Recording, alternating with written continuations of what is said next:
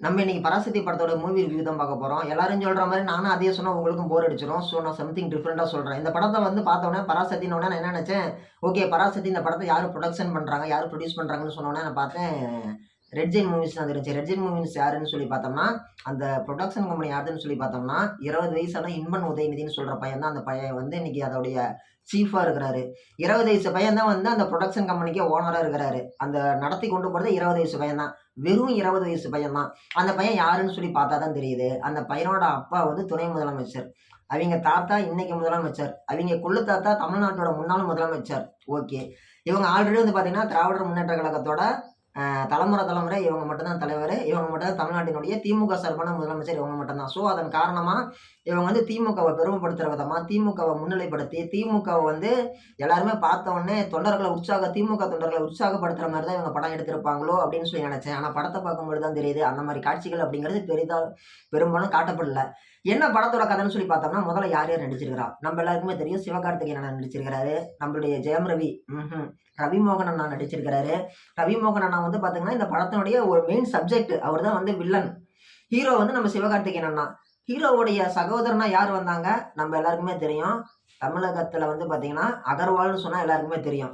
நடிகர் முரளி, இதய முரளி அவங்களோட பையன் தான் வந்து பார்த்தீங்கன்னா அகர்வால். இவர் வந்து பார்த்தீங்கன்னா, ரொம்ப அருமையா நடிச்சிருக்கிறாங்க அண்ணன் தம்பி. இதுல வந்து பார்த்தோம்னா, அண்ணன் வந்து பார்த்தோம்னா, ரொம்ப ஒரு படிச்ச ஒரு நபரா இருக்கிறாரு. ஆனா என்ன பண்றாரு, ஒரு காலகட்டத்துல வேலை தேடி போறாரு.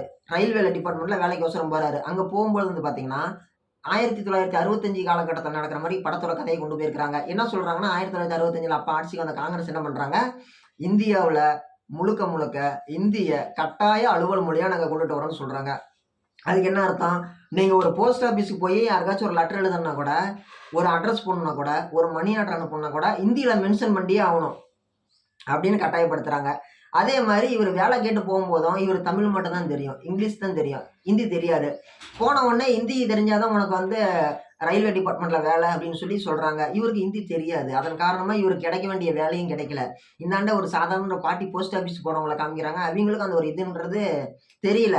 இப்படி வந்து பார்த்தீங்கன்னா, 1965ல இதெல்லாம் நிஜ சம்பவத்த தழுவி எடுக்கப்பட்ட படம் தான். இந்தி திணிப்ப நாங்க எதிர்க்கிறோம் அப்படின்னு சொல்லி வந்து பார்த்தீங்கன்னா, அன்னைக்கு இருந்த மாணவர் அமைப்பெல்லாம் போராட்டம் பண்ணி ஒரு மிகப்பெரிய ஒரு உயிர் தியாகம் பண்ணியிருக்கிறாங்க மாணவர்கள்லாம். அத பெருமைப்படுத்துற விதமா தான் இந்த படம் எடுத்திருக்கிறாங்க. ஓகேங்களா? இந்த படத்த வந்து நம்ம இவ்வளவுதான் சொல்றேன். இந்த படத்த பத்தி நான் இதுக்கு மேல நான் வந்து படத்துக்கு அப்பாற்பட்ட விஷயத்த இனிமே நான் பேசப் போறேன். மூவி ரிவ்யூ இவ்வளவுதான். 2 நிமிஷம் 48 செகண்ட் தான் மூவி ரிவ்யூ. 2 நிமிஷம் 51 செகண்ட்ல இருந்து இப்ப நான் அடுத்து சொல்லக்கூடிய சப்ஜெக்ட் என்னன்னா, இந்தி திணிப்பு நம்மளுக்கு தேவையான்னு சொல்லி கேட்டோம்னா, இந்தி திணிப்பா இருக்கக்கூடாது. இந்தி நம்மளுடைய அடிப்படை விஷயத்த கத்துக்கிறதா இருக்கணும். நீங்க கேட்கலாம், "ஏப்பா ஹிந்தி கத்துக்கிறது நம்மளுக்கு என்ன? நம்ம கலாச்சாரம் என்ன வருது? அது என்ன வருது? இது வருதுன்னு." அப்படிலாம் இல்ல. ஹிந்தி கத்துக்கிறது நல்ல விஷயம் தான். ஹிந்தி தெரிஞ்சா தான் நீ போய் எங்கேயுமே ஒரு 4 விஷயத்த கத்துக்க முடியும். 4 விஷயத்த பழக முடியும். என்ன பழக முடியும்?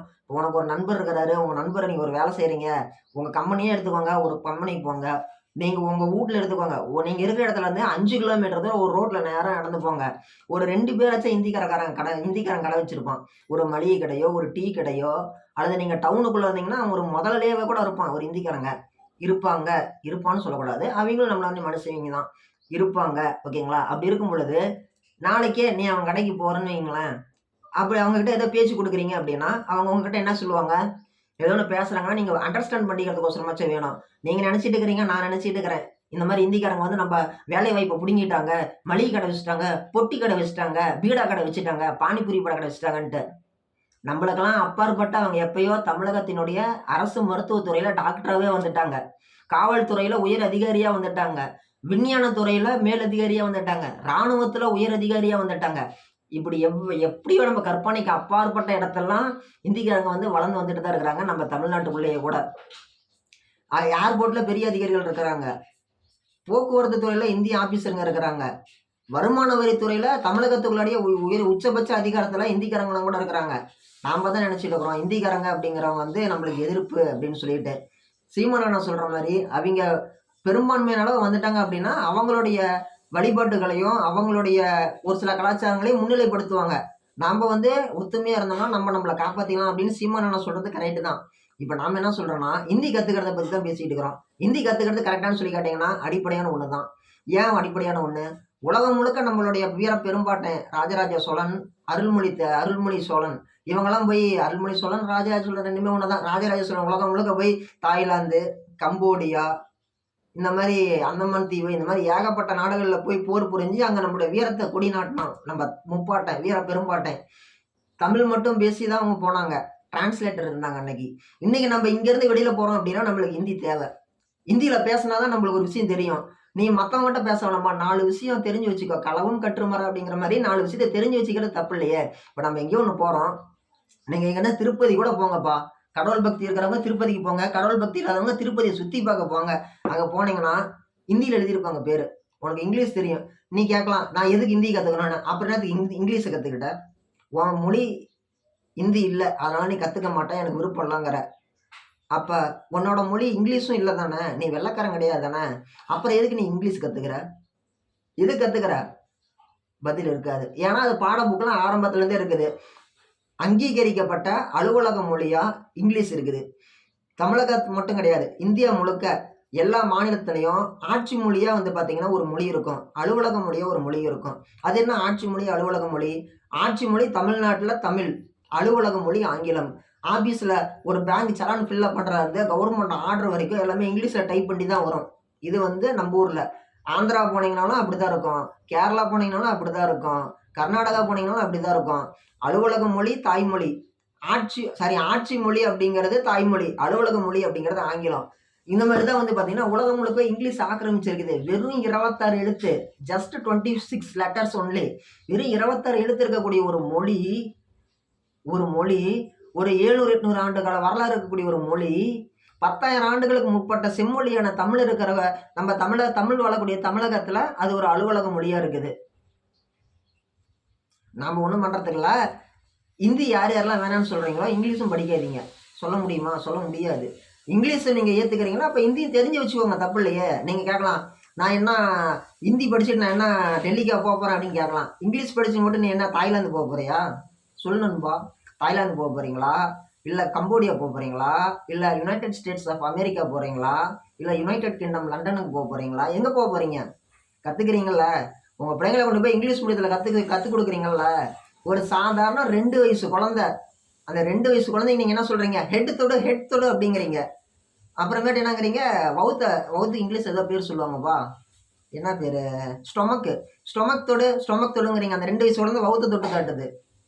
தமிழை சொல்லி கொடுத்து வளர்த்துங்க. வீட்டுக்குள்ளாடியே நீங்க இங்கிலீஷ் தான் சொல்லி கொடுக்குறீங்கன்னா அது எந்த விதத்துல ஒரு சரியான, ஒரு முறையான, ஒரு தெளிவான ஒரு இதா இருக்கும். அடிப்படையான விஷயம் எதிர்நீச்சல் அப்படிங்கிற ஒரு விஷயம் தான். எதிர்நீச்சல் அப்படிங்கிறது என்ன? எதிர்த்து முன்னேறி போறதுதான் எதிர்நீச்சல். ஓகேங்களா? இப்ப வந்து எதிர்நீச்சல்னு பார்க்கும்போது நம்ம எல்லாமே தான் தெரிஞ்சிருக்கணும். அடிப்படையான ஒரு தற்காப்புகளை தெரிஞ்சிருக்கிற மாதிரி, அடிப்படையான ஒரு புரிதல் இருக்கிற மாதிரி, இங்கிலீஷ் படிக்கிறேன்னா அடிப்படையில 1 2 வார்த்தைகளாச்சும் ஹிந்தியும் தெரிஞ்சிருக்கணும். நீ கேட்கலாம், ஏன் சபரி ஹிந்தி மட்டும் கத்துக்க சொல்றேன்னு? கத்துக்காத. ஹிந்தி கத்துக்கோங்க, தெலுங்கு கத்துக்கோங்க, மலையாளம் கத்துக்கோங்க, கன்னடம் கத்துக்கோங்க. உங்களுக்கு எதுல ஆர்வம் இருக்குதோ கத்துக்கோங்க. உங்களுக்கு ஃப்ரீ டைம் இருக்குன்னா கத்துக்கோங்க. சும்மா இந்த போனை பார்த்துட்டு டிவி பார்த்துட்டு புடத்தை ஓட்டிட்டு அதெல்லாம் பண்ணாதீங்க. 4 நல்லதும் கத்துக்கோங்க, 4 கெட்டதும் கத்துக்கோங்க. நாம 4 நல்லவன் கூட பழகணும்னா யாரையும் ஏமாத்த மாட்டோம். 4 கெட்டவன் கூட பழகணும்னா நம்ம யாருக்கிட்டையும் ஏமாற மாட்டோம். இந்த மாதிரி களவும் கற்றுமற. அதே மாதிரி ஹிந்தியும் தெரிஞ்சுக்கோங்க. விருப்பம் இருந்துச்சு அப்படின்னா பிற மொழிகளை பத்திய ஒரு அடிப்படையான தகவல் தெரிஞ்சுக்கோங்க. எனக்கு பிற மொழி நாட்டம் கிடையாது அப்படின்னா உங்களுடைய தாய் தமிழ் திருமொழிய, உங்க தாய் தமிழ் மொழிய, உங்க உயிர்ல கலந்த ரத்தத்துல கலந்த தமிழ் மொழிய சிறப்பான முறையில தமிழ் பேர் அப்படிங்கிறது உங்க பிள்ளைங்களுக்கு வச்சு வளர்த்துங்க. உலகத்துல எங்க போனாலும் ஹிந்திக்காரன் வந்து எந்த பிள்ளைங்களுக்கும் ஹிந்தின்னு பேர் வைக்க மாட்டான். மராத்திக்கு போனா மராத்தியத்துல எவனும் மராட்டின்னு பேர் வைக்க மாட்டான். கன்னடத்துக்கு போனா எந்த கன்னடக்காரங்களும் அவங்க பிள்ளைங்களுக்கு கன்னடம் அப்படின்னு பேர் வைக்க மாட்டாங்க. ஆனா நம்ம ஊருக்கு வந்தீங்கன்னா தான் தமிழ், தமிழ் செல்வன், தமிழ் செல்வி, இந்த மாதிரி தமிழன், தமிழ், தமிழ் வாழ்க, இப்படி எல்லா இடத்துலயும் தமிழ் தமிழ் தமிழ். பையனுக்கும் தமிழ்னு பேர் வைப்பாங்க, பொண்ணுக்கும் தமிழ் அப்படின்னு பேர் வைப்பாங்க. மொழியவே பேரா வச்சு வாழக்கூடிய நம்ம ஒரு இனத்துல வந்து நம்ம வாழ்ந்துட்டு வரோம் அப்படிங்கிறது உண்மையில ஒரு பெருமைக்குரிய ஒரு விஷயம்தான். இன உணர்வு கொண்டு வாழுங்க. எல்லாரும் சந்தோஷமா இருங்க. யாரையும் ஏமாத்தாதீங்க. நேர்மையா இருங்க. களவும் கற்றும் வர 4 விஷயத்த தெரிஞ்சுக்கோங்க.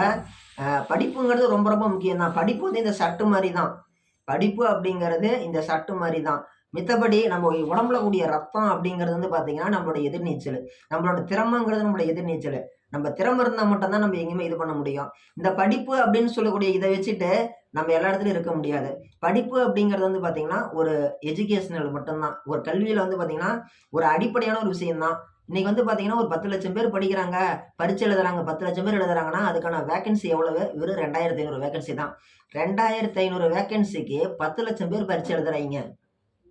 அந்த மாரி தான். படிப்புங்கிறத தாண்டி நம்மளுடைய சுய சிந்தனை அப்படிங்கிறது ரொம்ப முக்கியம். நம்ப நாமக்கல் பிஜிபி காலேஜ்ல வந்து பார்த்தீங்கன்னா, ட்ரக்ஸ் யூஸ் பண்ண ஒரு ஸ்டூடண்ட் வந்து பார்த்தீங்கன்னா, யோகேஷ்ன்னு சொல்லக்கூடிய கள்ளக்குறிச்சி மாணவன் வந்து பார்த்தீங்கன்னா, நல்ல பெரிய காலேஜ் தான். படிச்சுட்டு தான் இருந்தான். மெடிக்கல் காலேஜ் தான். படிச்சுட்டு இருந்தான் அந்த பையன். ட்ரக்ஸ் யூஸ் பண்ணான்னு சொல்லி கூப்பிட்டு கேட்டாங்க. அவன் என்ன பண்ணிட்டான், பயத்துல சூசைட் பண்ணிக்கிட்டான். அவன் படிச்ச படிப்பு அவன காப்பாத்துனுச்சா? கிடையாது. எதிர்நீச்சலுங்கிறது என்ன? இந்த மாரி நடந்துருச்சு. இனிமே நம்ம பண்ணாம இருக்கணும்னு சொல்லி அந்த ஒரு சுய சிந்தனை, அந்த தெளிவு அப்படிங்கிறது இருந்துச்சு அப்படின்னா, அவன் அத சூசைட் பண்ணியிருக்க மாட்டான். அப்ப அந்த படிச்ச படிப்புங்கிறத தாண்டி, மனிதனுடைய சிந்தனை, மனிதனுடைய எண்ண ஓட்டங்கள், மனிதனுடைய உணர்வு பூர்வமான உணர்ச்சிகள் இதுதான் வந்து எப்பவுமே வந்து வேலை செய்யும். படிப்ப தாண்டி உணர்வுகள் மதிப்புமிக்கது.